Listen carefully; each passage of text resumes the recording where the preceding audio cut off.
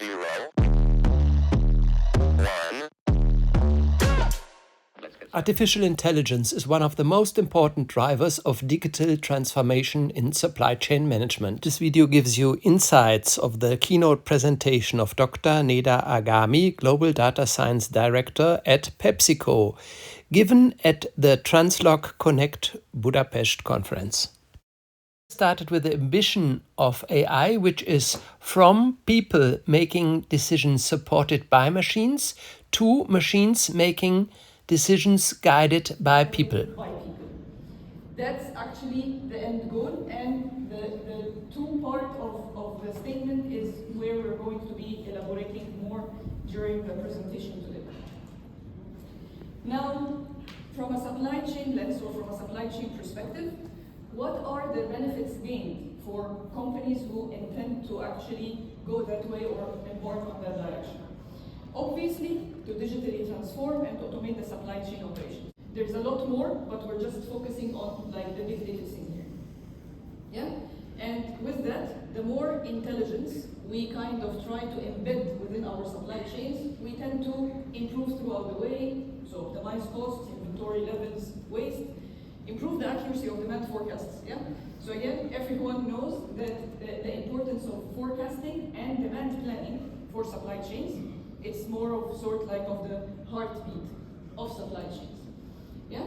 And obviously, when we say artificial intelligence, apart from the controversy of whether intelligence can be artificial or not, but basically the idea of having these tools adopted by the companies is to generate insights or recommendations that at the end of the day needs to be actionable, needs to be put effectively into action in order to enable the acceleration of growth. So bottom line, the main motivation behind them is actually to unlock operational excellence. People tend to confuse two very important key strategies for driving growth: transformation and optimization.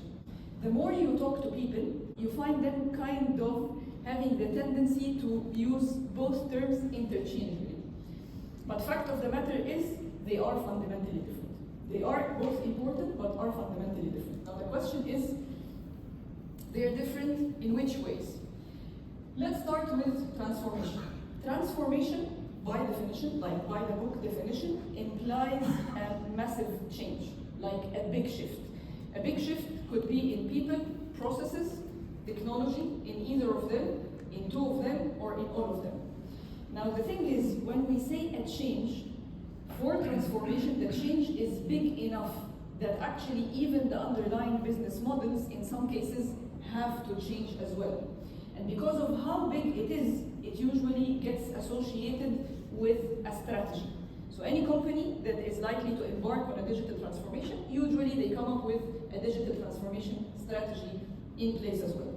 So it's more of a long-term story. There's a starting point, we know where we are, there's a future vision, we know where we want to go.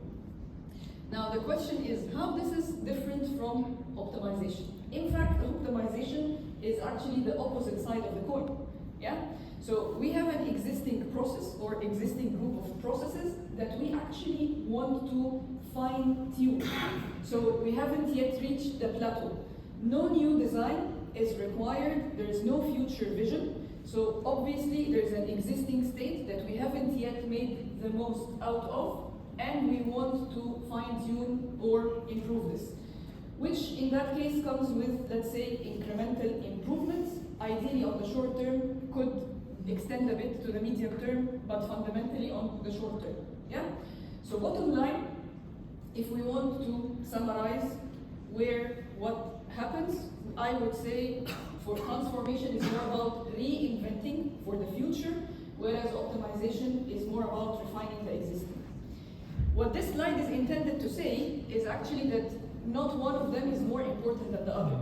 Both of them are very important, but the key thing here is understanding when a company needs to transform versus when it needs to optimize. Yeah? I believe that's key for sustainable success. Now, while this is among like the biggest challenges, Now, one important challenge, and this is mostly for awareness. I think that's important stuff to be aware of. Every business problem, obviously, needs a solution, but not every solution requires AI.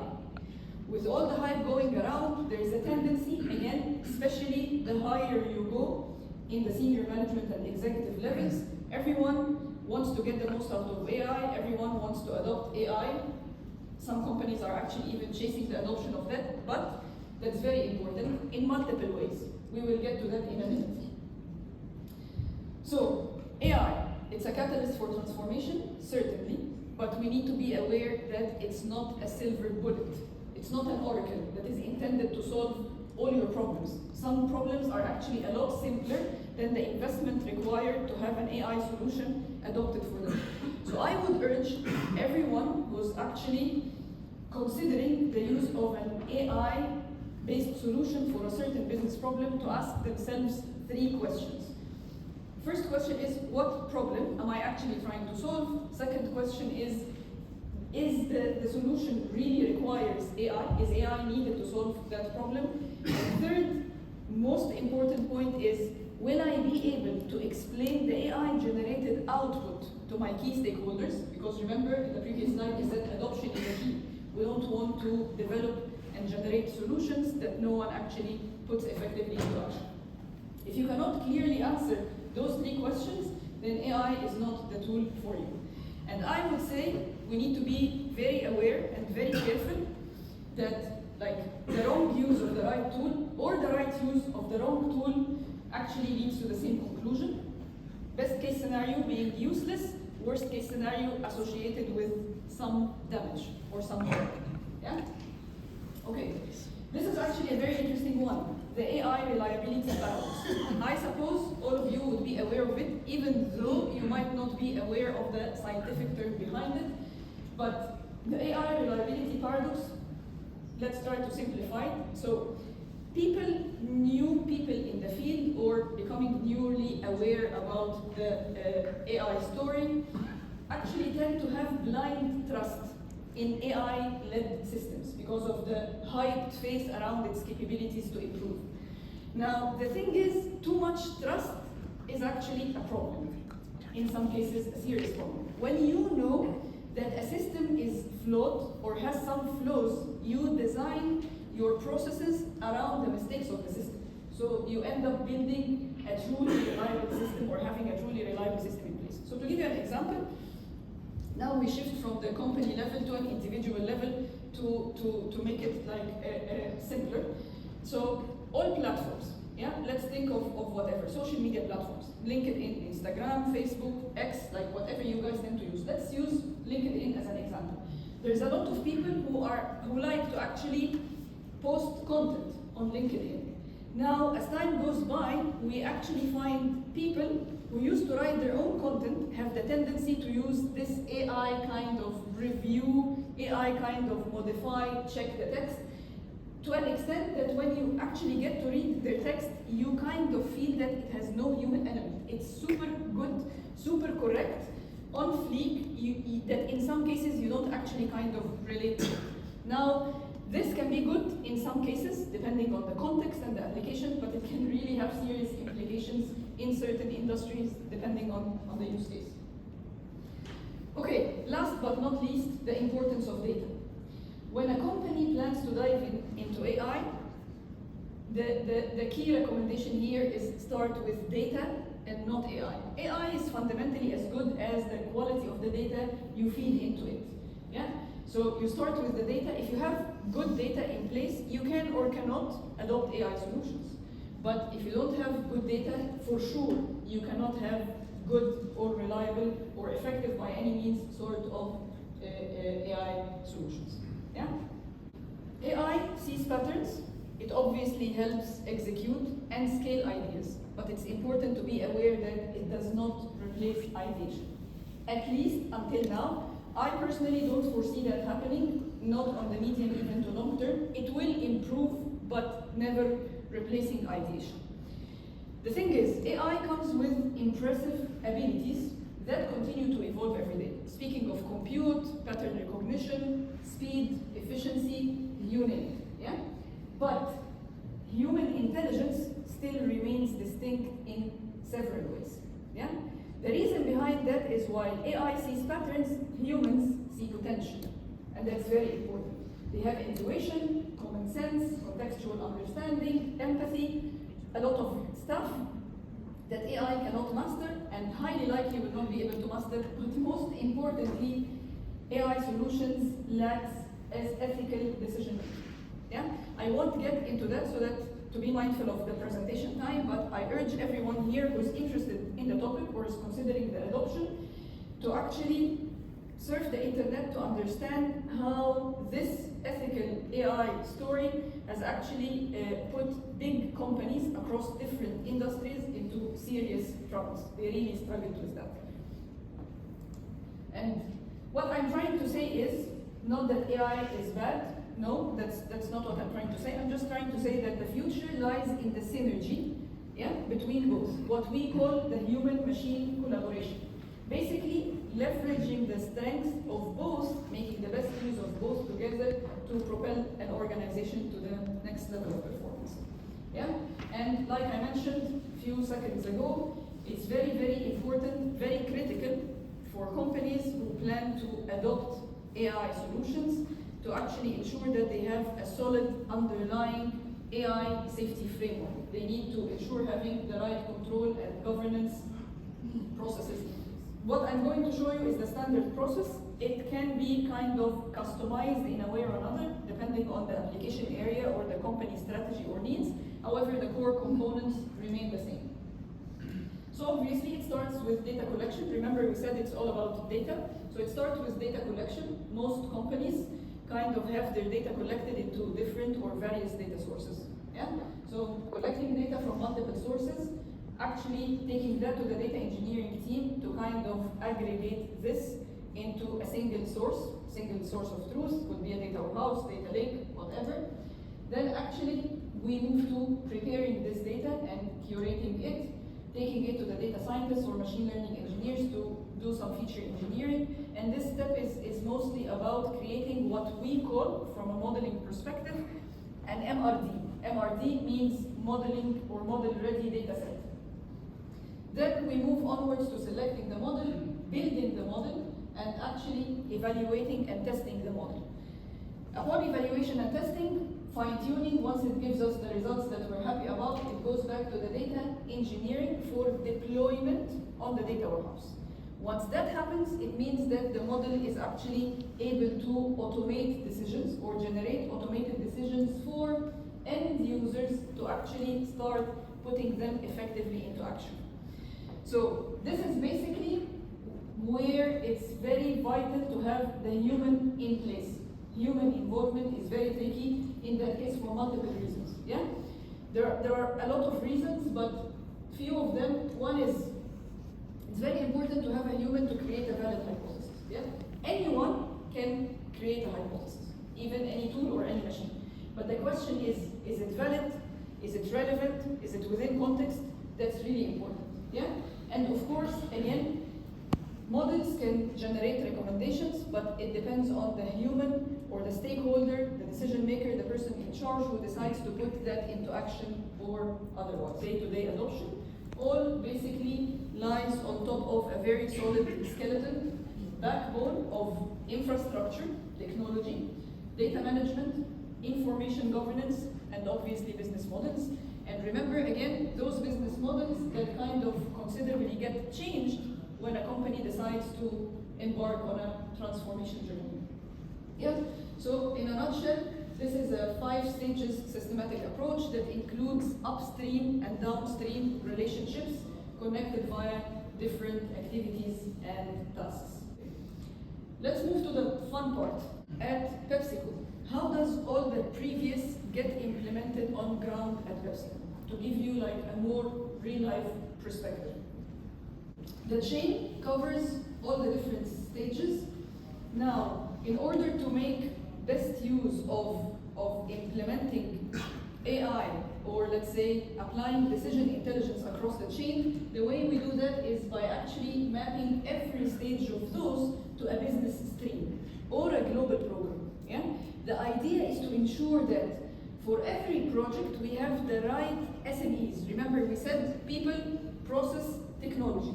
So for people, and again reflecting on the importance of the human intelligence or the human component, it's not just us, like the modeling or the capability teams. It's very critical to actually have our SMEs, our experts in place. Okay, so the first use case is related to procurement. The use case is basically to optimize the selection of suppliers based on objective KPIs. Yeah? So simply put, the idea is from a huge pool of suppliers that whether the company has been already dealing with or considering to work with in the future, who would be the recommended ones to work with based on continuous improvement. Okay, so from a modeling perspective, sample of the techniques that we apply, mathematical optimization, genetic algorithms, stochastic optimization, can actually be used individually or in some cases a hybrid approach of either a couple of them or multiple of them, depending on what we want to achieve. The next case of PepsiCo was transportation, here the case of route optimization. Then Nedaa discussed the challenges and opportunities of the complex field of product optimization. Because obviously when you have a new innovation, it's new. You don't have historical data for it.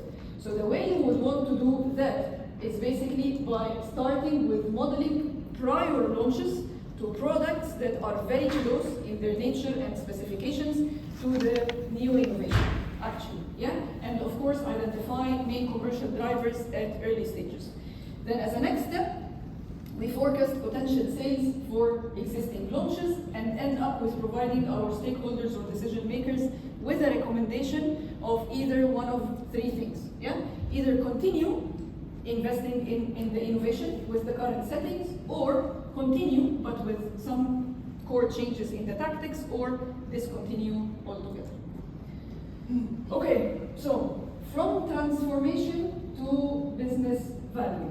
Now the question is, all this stuff is very, very nice, but how do we guarantee achieving business impact? Is there a formula for that? Yeah? The way we kind of think about it is a multiplicative formula of three core elements. Analytical solution, which is primarily driven by the modeling and technology capabilities. Obviously, business willingness. Again, remember, it's all about adoption. So business willingness is mainly driven by culture, acceptance and readiness, and last but not least, actionability, which is mainly driven by strategy, direction, and ideally senior management support. You have to have their buy-in. They have to understand the potential and where things are going. Now, the last part of the presentation is, I think, after all what we've explained, it is worth taking a pause and trying to understand how data, AI, technology, and innovation are sort of all related. Okay, let's do that by demonstrating some important facts. One, data only drives actions and decisions when it's relevant and contextual. Data on its own does not generate value. It's obsolete. Yeah? You need to understand or make good use of it to ensure that it generates business value. And obviously the same applies to technology. You cannot just adopt technology for the beauty of it or the pleasure of catching up with the trend. That becomes a lot of money thrown away in the air. Innovation can only happen when your data initiatives or AI solutions, or AI strategy are closely tied to business value. Again, because remember the end goal at the end of the day is to generate value. Yeah? It's very important to understand that any new product that chases technology instead of business value is certainly doomed to fail. It's going to be wasted investment, not just in terms of money, but also in terms of time and effort. Technology and innovation will continue to accelerate, obviously, but critical thinking and communication will never go obsolete. Yeah? So there was a presentation, the last presentation, they were talking about like the investment in people. I think that's very important. People need to continue to hone those skills no matter the advancement in that AI sort of a direction. I think we kind of gave a perspective about this a bit. Professor Kommer was actually mentioning during the introduction the Gen AI or ChatGPT sort of the world. I give you an example of how, depending on the hour use of Gen AI, it might actually de-skill the professionals, that actually augment their capabilities, and I have thousands of examples to give you, but again, I'm afraid we're running out of time.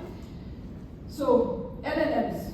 I know maybe you were expecting this term to actually be mentioned a lot. I'm sure it's going to be mentioned many times in upcoming presentations by great folks, but what I want to say here is LLMs, large language models, is a tool, similar to any tool, that comes with strengths and weaknesses. Now, the idea is we want to make effective use of such a tool. In order for that to happen, we need to kind of balance, like leverage its strengths and neutralize their weaknesses as best suited to a particular use case. Use case driven. Your strategy for adopting technology, AI or whatever, needs to be business driven, not technology driven.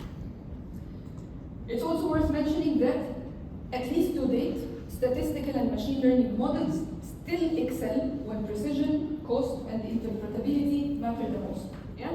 So there are some industries that have different nature than others. So think about pharma, for example.